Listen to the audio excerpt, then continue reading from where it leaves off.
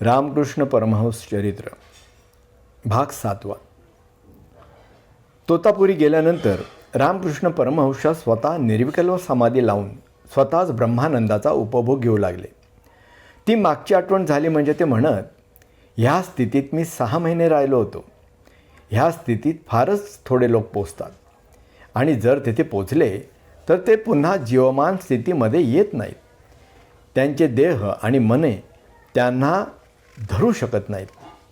परंतु माझे हे शरीर सत्व परमाणूंचे बनलेले असल्यामुळे पुष्कळ टिकाव धरते. त्यावेळी मला बाह्य जगाची काही एक शुद्धी नसे. खरोखर माझे शरीर अन्ना वाचून जगणे कठीणच होते. पण त्याच वेळी तेथे एक साधू आला होता.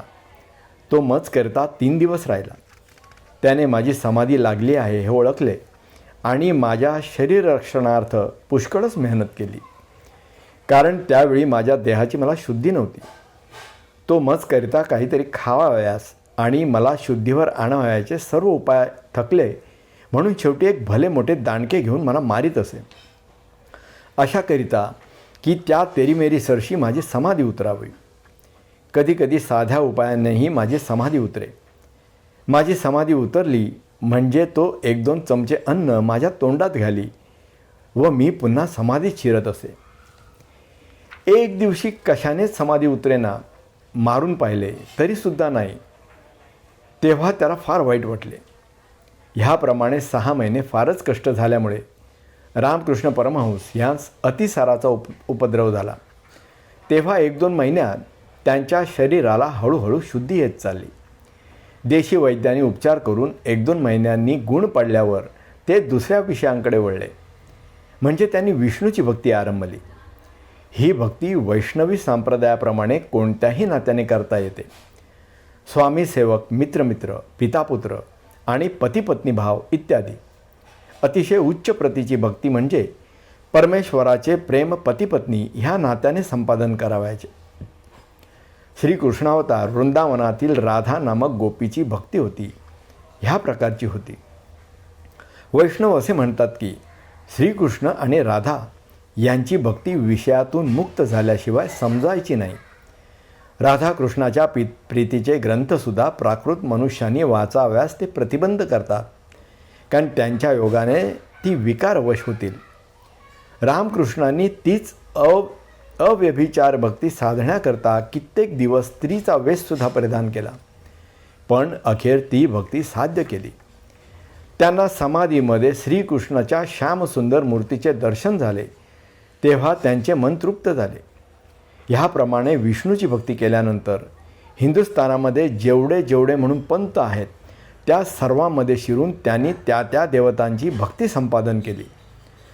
मुसलमानी धर्मातील रहस्यसुद्धा सोडले नाही. कोणत्याही धर्माचा अभ्यास करायचा त्यांच्या मनात आले की ते त्या धर्मातील साधू संतांस बोलावून आणीत आणि त्यांच्यापासून उपदेश घेत. त्यांच्या जन्मातील अत्यंत आश्चर्यकारक गोष्ट ती हीच. अशा प्रकारे दुसरे उदाहरणच सापडणार नाही.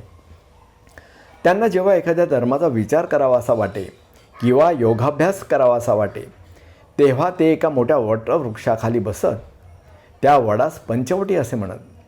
हे झाड देवालयाच्या उत्तरेस होते. ते स्थळ त्यांना फार पसंत, कारण तेथे कोणाचाही उपद्रव नव्हता.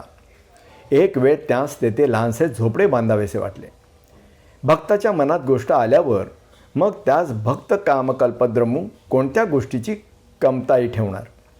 तेथील नदीला भरती येऊन गेलेली होती व त्या भरतीत बांबू, काट्या आणि दोऱ्यासुद्धा वाहून येऊन कडेस लागलेल्या होत्या आणि त्या त्यांच्या झोपडीच्या बेगमीच्या होत्या. ते सामान पाहून त्यांस फार आनंद झाला. त्यांनी तेथीलच एका माळ्याला हाताखाली घेऊनच तेथेच एक लहानसे खोपटे उभे केले आणि त्यात योगाभ्यास चालविला. पुढे ते ख्रिस्ती धर्माविषयी विचार करू लागले. तेव्हा त्यांस येशूचे दर्शन दिले. तेव्हा त्यांस येशूने दर्शन दिले. त्या 3 अहोरात्रीत ख्रिस्ताची भक्ती व ख्रिस्ताचा विचार याशिवाय दुसरा विषय बोलत नसत. त्यांच्या प्रत्येक दर्शनामध्ये हा एक चमत्कार होता की त्या मूर्तीत त्यांच्या देहापासून भिन्न अशा दृष्टिगोचर होत, पण गुप्त होताना त्यांच्या देहात शिरत. राम, कृष्ण, शिव, काली, येशू ह्या सर्वांची गोष्ट अशीच. सर्व धर्माचा अनुभव घेतल्यानंतर व सर्व प्रकारचे साक्षात्कार झाल्यानंतर त्यांना एक सार दिसून आले. ते हे की सर्व ठिकाणी एक सच्चिदानंद स्वरूपच भरलेले आहे आणि सर्वाकडे जाण्याचा रस्ता असा एकच. इतक्या सर्व वर्षांमध्ये आपले लग्न झाले आहे ह्याचे सुद्धा त्यांना स्मरण राहिले नाही.